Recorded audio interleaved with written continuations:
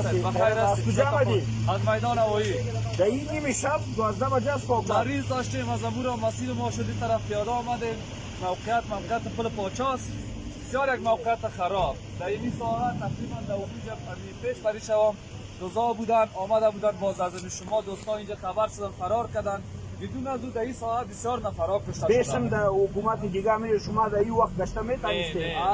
از اذان شام به بالا ما نمیتونستیم. ما تقریبا یک بجه شب است این آزاد الجب حال بیخی هم دروازه رو باز میمونیم. والله راست بگو راست اینطور نه که والا ما راست را میگم ملنگه من ما امرو دارم موتر در کوچه استاد کردیم و رفتیم. خیر میبینی ایسا چه خدمت بکنم؟ امید موتر ما با سلامت باشید. خیر از ما منتظر میشیم. قربان سلام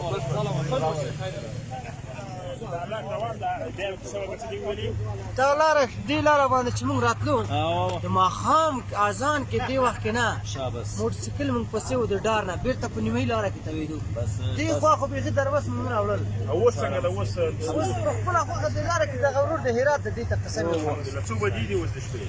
د شپې دغه د اوس دغه د په کم 12 بجې ماشاء الله دې رحم وکړي ان شاء الله دعا کوي د عمل په کړه سره صحیح شو ان شاء الله الله تبارک و تعالی دعا کوي تاسو هر مو به دعا کوي خیر